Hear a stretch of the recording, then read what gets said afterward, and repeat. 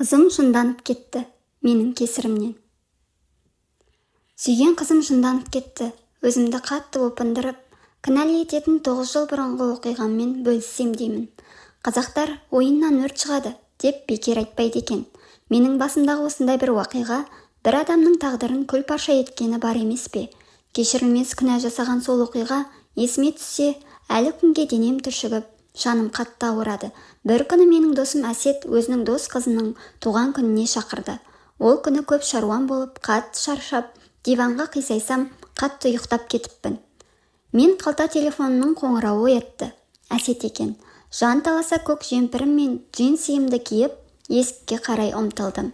Әсет тұратын ауданда тағы бір досыммен жолығып, сыйлық таңдау үшін гүлдердің гүршегіне бас сұқтық. Ол арада бір шоқ гүлмен қатар мамық үлкен ақ аюды сатып алдық. Қонаққа келгенімізде бізді туған күн иесі алдымыздан күлімдеп күтіп алды. Оның есімі Әсел екен. Биік өкшесі онсыз да сұңғақ қызды сырбаз ете түскен. Ал үстіндегі көкшіл желбірі бар раушан гүл түстес көйлегі өзіне құйып қойғандай жарасып тұр. Ал иығынан төгілген ұзын шашы, түстес бота көздері мөлдіреп тұр. Үстел үстінде оның кірпік қақпай маған қадалған жанары әбден дегбірімді шығарып, көңілімді елетті. Ұялғаннан қызға қарауға батылым жетпесе де, бүкіл назарым мен жан дүнием тек ол деп айғайлап тұрды.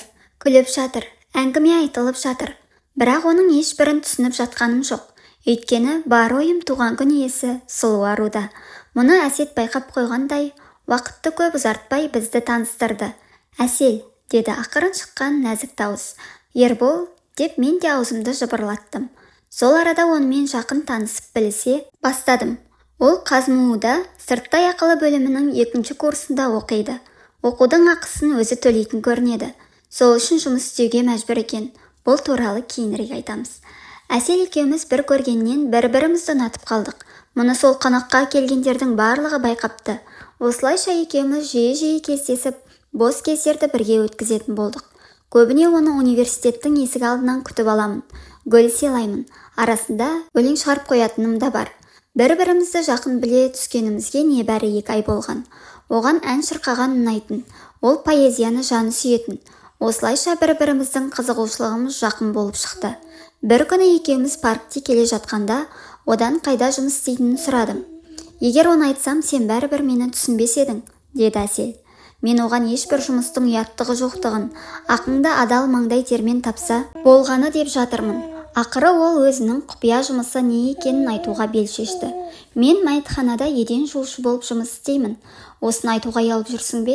Деп мен күліп жібердім.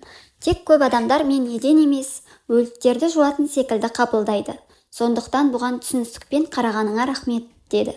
Әсел түсін суытып, сол күні оны үйіне дейін шығарып салып, құшақтап, бетінен сүйіп қоштастым. Үйге таксимен жеттім. 1 сәуір. Қарсаңында досым Әсет біздің үйге бас сұқты. Екеуара өмір, қыздар, болашақ туралы біраз әңгіменің тізгінін жібердік. Қолында сырасы бар Әсет бір уақытта басына бір керемет идея келгенін айтып, аяқ астынан айыр-асыр болды да қалды. Ол қандай немене, деп жатырмын мен де оның желігіне елтіп. 1 сәуірде Әселді қатырайық, дейді ол қос алақанын уқалап. Қалай? Ол мәйітханада жұмыс істейді емес пе? Иә. Менің бір танысым театрда жұмыс істейді. Ол адам қолы барын айтқан. Тура адамдікі секілді манекен қол. Талай елді шошыттық деген. Соны Әселдің жастығының астына қойып қояйық. Есің дұрыс па? Қызды олай шошытуға бола ма екен? Болмайды мұның. Дегенмен Әсет, ол қандай жерде жұмыс істейтінін білесің ғой. Өлікпен жұмыс істеп жүрген адам қандай да бір манекеннен қорқады ма екен? Деп бастырмалатып қоймай қойды. Ақыры оның ақылға сиымсыз бұл ойынына қатысуға келісім бердім. Келесі күні жасанды қолды алып, Әсел жалдап тұратын үй есігінің қоңырауын бастым. Қасындағы қыздар жоқ, жалғыз екен.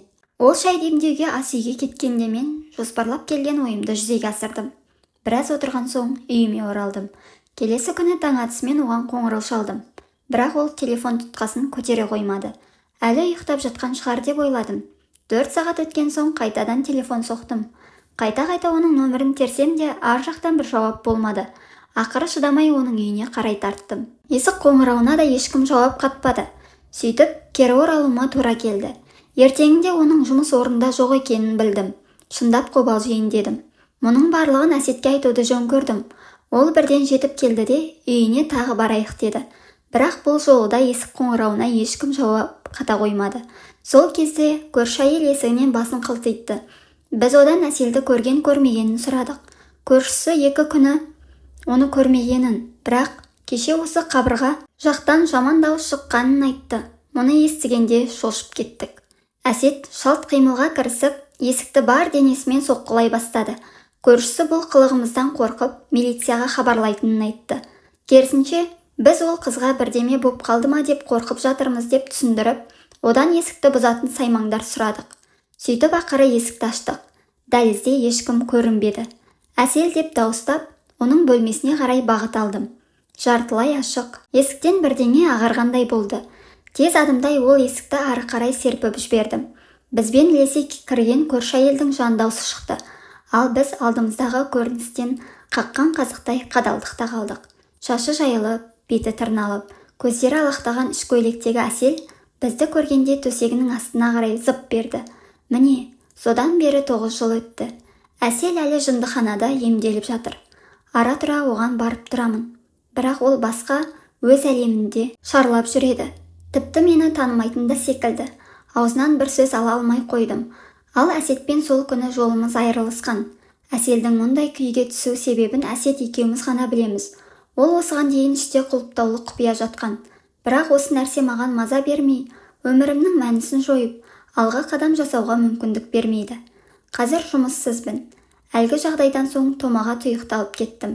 Барлығы жан-жағымнан ұрса береді. Уақыт өтіп жатқанын, жас кезде неге жанталасып жұмыс істеп, отбасын құрмайсың дейді. Ал егер олар менің бұл қылмысымды білсе ғой, не дер еді? Не істерімді білмей жүрмін. Ұнаса лайк басып, комментарий қалдырып, каналыма тіркеле кетіңіздер.